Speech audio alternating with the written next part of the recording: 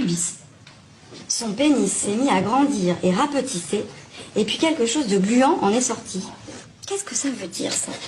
Je crois que c'est du pipi. Alors, tu penses que c'est du pipi. Qu'est-ce que vous en pensez, les autres? Je pense que c'est du sperme. Et est-ce que quelqu'un sait comment ça s'appelle quand, justement, ce truc gluant, qui s'appelle le sperme, comme on l'a dit, comment ça s'appelle quand il sort du pénis? Ça s'appelle l'éjaculation. D'accord? Les mots qu'on a utilisés pendant la séance, c'est des mots qui peuvent sembler peut-être surprenants quand on les utilise à l'école primaire, mais finalement, c'est des mots de la langue française et qui veulent dire ce qu'ils veulent dire. Donc il a expliqué à sa maman, en racontant le récit et en appuyant son récit par des gestes, en mimant les gestes, en même temps qu'il a raconté ce qui s'était passé.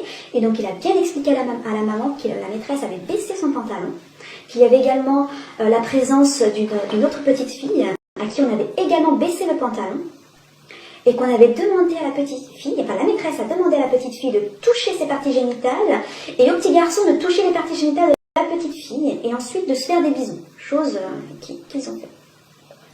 Et donc le petit garçon a été très perturbé par tout ça, à tel point que dans les jours suivants, il y avait un carnaval, la maman a porté le déguisement de son fils à l'école, l'enfant ne s'est même pas déguisé, parce qu'il a refusé que la maîtresse lui enfile son déguisement. La maîtresse n'a pas pu le toucher pour lui enfiler son déguisement.